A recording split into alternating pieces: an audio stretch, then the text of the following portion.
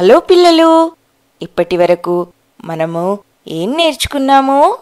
త్రిమితీయ ఆకారాలను వేరే వేరే దిశల నుండి చూసినప్పుడు అవి మనకు వేరే వేరే విధంగా కనిపిస్తాయి. ఇప్పుడు మనము దాని గురించి ఇంకొంచెం వివరంగా తెలుసుకుందాం. ఇక్కడ మనము ఒక ఉదాహరణ తీసుకుందాం. ఇది మణిలాల్ యొక్క ఫ్యాక్టరీ గోదాము. దీన్ని చూడండి. ముందు నుంచి చూస్తే ఇది పూర్తిగా కనిపిస్తుంది. ఇక్కడ ఎన్ని డబ్బాలున్నాయి? ఇక్కడ మనము ఈ వైపు నుండి చూస్తే మనకు 3 వరుసలు కనిపిస్తున్నాయి మరియు 6 నిలువైన వరుసలు కనిపిస్తున్నాయి. అనగా మొత్తము ఎన్ని డబ్బాలున్నాయి? ముందు నుండి చూస్తే మనకు మొత్తము 18 డబ్బాలు కనిపిస్తున్నాయి. ఇప్పుడు మనము దీని వెనకాల చూస్తే ఇలాంటివి వెనకాల ఇంకా 5 వరుసలున్నాయి. అనగా మొత్తం ఎంత? ముందు నుండి చూసినప్పుడు మనకు 18 డబ్బాలు మరియు దాని వెనకాల ఇలాంటివి ఇంకా 5 వరుసలున్నాయి. అనగా మొత్తం ఎంత అవుతుంది? 18ని 5తో గుణిస్తే మనకి ఎంత వస్తుంది? 90. అనగా మొత్తము 90 డబ్బాలు ఉన్నాయి. ఎందుకంటే ముందు మనకు 18 కనిపిస్తున్నాయి కదా, దాని వెనకాల అలాంటివి అడ్డంగా 5 వరుసలు ఉన్నాయి. కాబట్టి 5 వరుసలలో ఒక్కో వరుసలో 18 డబ్బాలున్నాయి. ఇక్కడ మనకు ముందు నుంచి చూసినప్పుడు మనకి ఇలా కనిపిస్తుంది. అదే ఇప్పుడు పైనుండి చూస్తే ఎలా కనిపిస్తుందో చూడండి. ఈ 5 వరుసలు పైనుండి చూసినప్పుడు మనకు కొన్ని డబ్బాలు తగ్గాయా మరి? ఇక్కడ చూడండి. మనం ఏమనుకున్నాము? దీని వెనకాల 5 వరుసలున్నాయి మరియు అన్ని వరుసలలో 18 డబ్బాలు ఉన్నాయనుకున్నాము. కానీ ఇక్కడ చూడండి ఏమైంది? ఇక్కడ కొన్ని డబ్బాలు తగ్గాయి. అది మణిలాల్కు తెలియలేదు. ఇప్పుడు మనము పైనుండి చూస్తే తెలిసింది తన గోదాంలో ఉన్న కొన్ని డబ్బాలు దొంగిలించబడ్డాయి అని.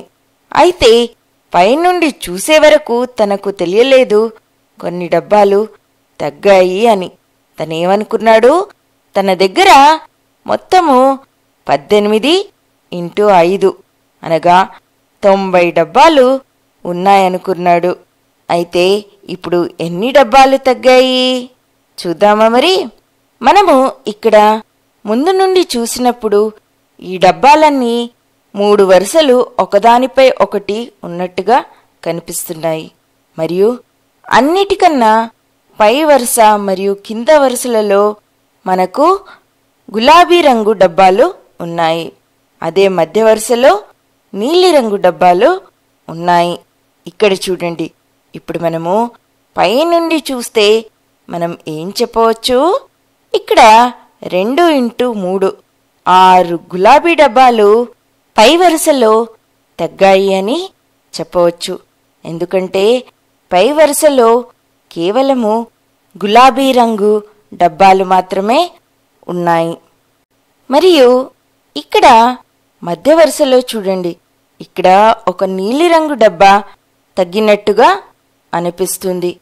ఎందుకంటే రెండవ వరుసలో కేవలము నీలిరంగు డబ్బాలే ఉండేవి. అనగా మొత్తము ఎన్ని డబ్బాలు తగ్గాయి? 6 మరియు 1 అనగా మొత్తము 7 డబ్బాలు తగ్గాయి. ఇప్పుడు ఇక్కడి నుంచి చూడండి. అనగా గోడౌన్ యొక్క వెనుక భాగం నుండి చూస్తే మనం ఏం చెప్పవచ్చు?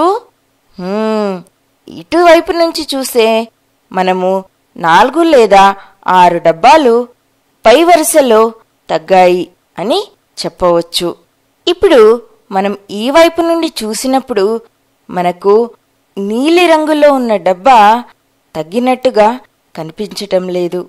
కానీ సరిగ్గా చూసినట్టయితే ఇప్పుడు 90-7 అనగా గోడౌన్లో 83 డబ్బాలు ఉన్నాయి.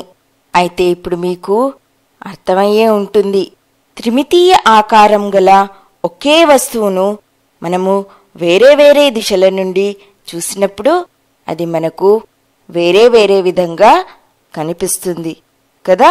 కాబట్టి మీరు ఏదైనా వస్తువు గురించి అంచనా వేసేటప్పుడు వేరే వేరే దిశల నుండి చూసినప్పుడు అది ఎలా కనిపిస్తుందో ఊహించగలగాలి.